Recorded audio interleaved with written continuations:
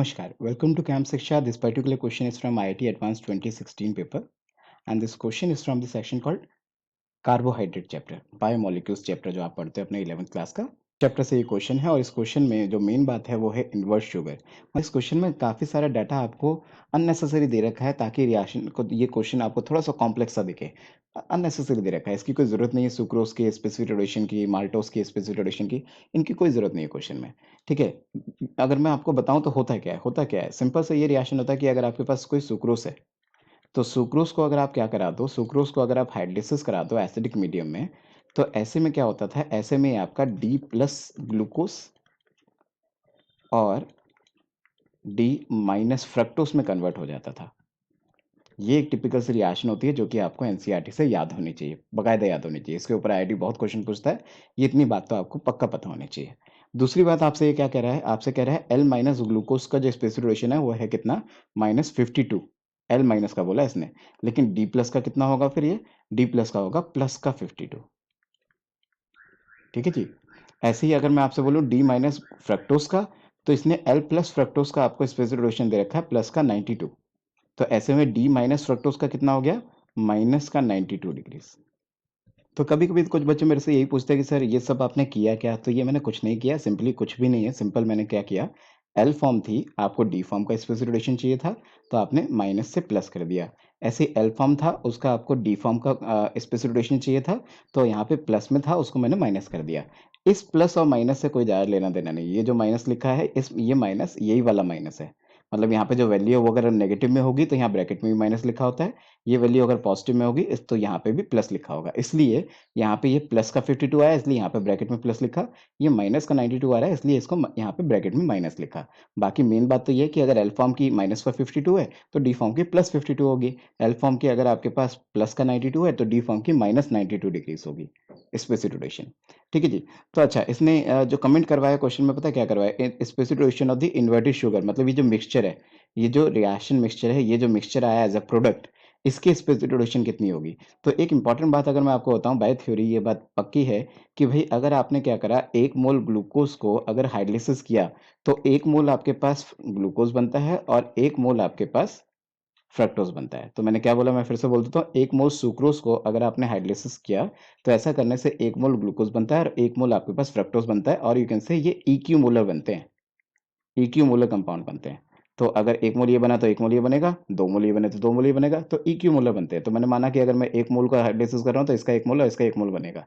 तो अच्छा, तो इसने क्या पूछा, मिक्सचर की स्पेसिफिक रेडिएशन पूछा है। तो मैं आपको बता दूं, अगर आपको नहीं पता है तो फॉर्मूला क्या है। फॉर्मूला ऐसा कुछ होता है कि अगर आपको मिक्सचर की स्पेसिफिक रेडिएशन आपको जाननी है तो वो क्या होता है, वो होता है mole fraction of the, let's say कि पहला वाला form into specific radiation of the पहला वाला form plus mole fraction of the second वाला form into specific radiation of the second वाला फॉर्म। ऐसा अगर आप कर दो तो ऐसा करके अल्फा ऑफ द मिक्सचर आ जाता है, और you can say specific radiation of the mixture आ जाता है। तो अगर mole fraction of this form अगर आप में से कहो तो वो क्या होगा, इसके मोल डिवाइड बाय टोटल मोल। तो इसके मोल कितने, 1, टोटल मोल कितना है, दिस प्लस दिस 2, क्योंकि ग्लूकोज तो ये सुक्रोज तो खत्म हो गया होगा, ये और यही पड़ा है मिक्सचर के अंदर। तो आप कह सकते हो इसके मोल्स क्या है, 1+1+1, 1/1+1, ये इसके मोल फ्रैक्शन हो गए। और इसकी स्पेसिफिक रेडिएशन कितनी दे रखी है आपको, इसकी स्पेसिफिक रेडिएशन आपको पता है प्लस का 52 डिग्रीज। ठीक है, तो ये तो हो गया इसके बारे में। दूसरे के बारे में देखते हैं, दूसरे के बारे में क्या पता है, इसका मोल फ्रैक्शन भी यही होगा, 1/1+1, और इसका स्पीड रेडिएशन कितना दे रखा है आपको, माइनस का 92 डिग्रीज।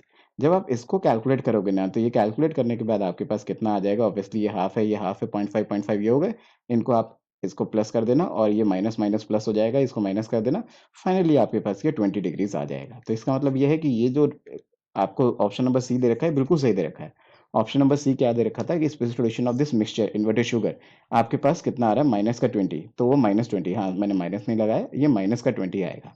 ठीक है ना, ऑब्वियसली ये माइनस वाला कंटेंट ज़्यादा है, प्लस वाला कंटेंट कम है, तो ऑब्वियसली माइनस में आएगा, तो ये माइनस का 20 आएगा। तो ये बिल्कुल सही स्टेटमेंट है। बाकी और स्टेटमेंट पढ़ लेते हैं। Inverted sugar is prepared by acid catalysis hydrolysis of maltose. Maltose के हाइड्रोलिसिस थोड़ी सुक्रोज के हाइड्रोलिसिस से बनता है, तो ये तो गलत हो गया। अगला कह रहा है is an equimolar mixture of D plus glucose D minus fructose. This is our theory. ये तो थ्योरी से सिंपल आ जाता है, D plus glucose D minus fructose बनता है, equimolar बनते हैं, ये बिल्कुल सही बात लिखी हुई है। On reaction of Br to water on inverted sugar form saccharic acid, glucaric acid type. अच्छा, नहीं, ये नहीं होता है। अगर आप देखोगे ना तो ग्लूकारिक एसिड तो क्या होता है, ग्लूकारिक एसिड ये होता है कि ऊपर वाला कार्बन भी COH हो जाए, नीचे वाला भी COH हो जाए। और ये आपके पास जो ब्रोमीन वाटर लिखा हुआ है, ये जो ब्रोमीन वाटर आपके पास यहाँ लिखा हुआ है, ये तो माइल्ड ऑक्सीडाइजिंग एजेंट होता है। अगर ये माइल्ड ऑक्सीडाइजिंग एजेंट होता है, तो अगर आप ग्लूकोज को ऑक्सीडाइज करोगे तो ग्लूकारिन में ग्लूकोनिक एसिड बनेगा। मैं आपको दिखाता हूँ, आप चाहो तो देखना। जैसे ग्लूकोज का स्ट्रक्चर आपको पता ही होगा, OH यहाँ, OH यहाँ, OH यहाँ, OH यहाँ और CH2OH यहाँ। अगर मैं इसको क्या कराता हूँ, Br2H2O से अगर मैं रिएक्शन कराता हूँ, जैसे किसने लिखा है, तो ऐसा करने से क्या होता है, जो सबसे ऊपर वाला कार्बन होता है, एल्डिहाइड वाला कार्बन, वो COH हो जाता है। बाकी सारी चीज़ें एज इट इज़ रहती हैं। ये OH यहीं रहेंगे और नीचे वाला CH2OH भी एज इट इज़ रहेगा। और इसको क्या बोलते हैं, इसको बोलते हैं ग्लूकोज से बन गया ग्लूकोनिक एसिड। अब ये चाह रहा है ग्लूकारिक एसिड। ग्लूकारिक एसिड तो तब बनता है जब मैं इसको ग्लूकोज को किससे कन्वर्ट कराया, किससे रिएक्ट कराता हूँ, HNO3 से। HNO3 स्ट्रॉन्ग ऑक्सीडाइजिंग एजेंट होता है। वो क्या करता है, ऊपर वाले कार्बन को तो COH करता ही है, सबसे नीचे वाले कार्बन को भी COH कर देता है। उसे बोलते हैं ग्लूकारिक एसिड, उसे बोलेंगे सैकेरिक एसिड। तो सैकेरिक एसिड तो तब बनेगा जब यहाँ पे स्ट्रॉन्ग ऑक्सीडाइजिंग एजेंट लेके चलूंगा। फिलहाल ये वीक ऑक्सीडाइजिंग एजेंट है Br2 वाटर, तो ये सैकेरिक एसिड नहीं देगा, ये तो आपका ग्लूकोनिक एसिड देगा। इसलिए ऑप्शन नंबर डी भी गलत है। तो the answer for this question must be option number B and option number C only. Okay, so I hope I helped you. Please subscribe Game Shiksha.